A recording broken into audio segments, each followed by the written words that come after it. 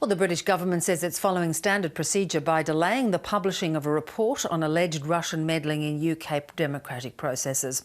The report has gone through the security clearance process but has not cleared approval from Prime Minister Boris Johnson's office. Now, this means it won't be published until after the election on December the 12th. Mark George is a senior barrister with Garden Court North Chambers and he joins us live now from Sheffield. Mark, good to have you with us. Hello there. How credible is the government's argument that it has to clear special processes before publishing this report? Well, these sort of reports are routinely sent to the Prime Minister's office for final clearance. But as you've just reported, everybody understands that the security services, who might be thought to be the ones who would be most concerned about any security issues involved in the report, have already cleared it. So it now seems to be a purely political decision on the part of the Prime Minister not to release the report at this particular time. And in terms of the report itself, what do we know? I mean, how extensive, who gave evidence to this report around this issue of Russian interference? Well, the difficulty, of course, is that because we haven't seen the report, we don't know exactly what's in it. We do know that it's been an inquiry into whether there was Russian interference with the referendum in the UK in 2016 on our continued membership of the European Union. I'm not in a position, I'm afraid, to help you as to who precisely gave evidence, but I think the real issues here lie actually slightly elsewhere. Indeed. How big an issue or how big a political and election issue is Russia in interference in the electoral process going to be this time round?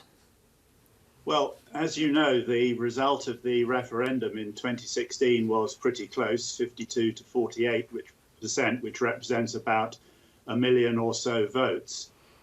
So that was fairly close. And the concern, obviously, is that if a foreign country like Russia is able to interfere in that election, what are the chances that it may try to interfere in a general election, such as we're about to go through? Now, there was a great deal of concern expressed about the possibility that the Russians had indeed tried to influence the result of the EU referendum.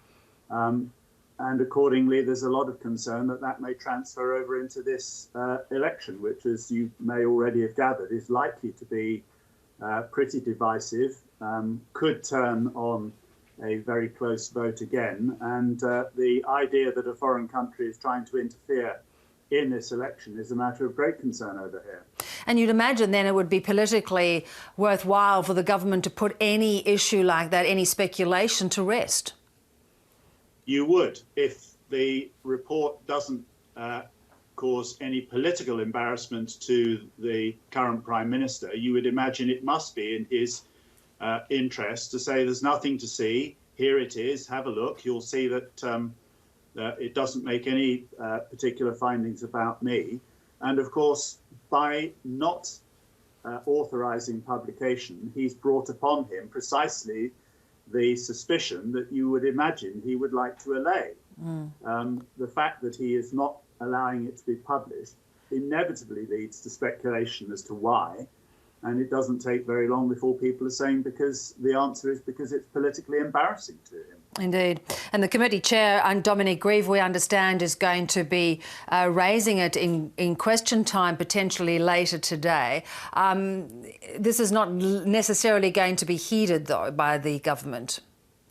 Absolutely not. I mean, it's the last day of our parliamentary sitting before Parliament is then suspended during the election period. So today is the last day on which the government can give authorisation for the publication of the report. There's no indication that they are going to change their minds. And if that's the case, then it would seem that there is no lawful way for the report to be published. I know there's been questions raised about whether the chairman of the committee has the power himself to authorise the report. I don't think he'd do that unless he knew he was on safe legal grounds.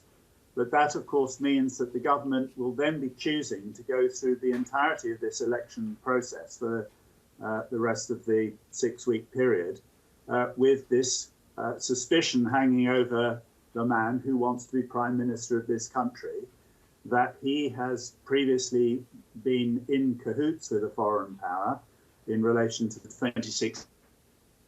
And that's a pretty serious thing for someone who wants to be the British Prime Minister, to be facing questions over that at this time.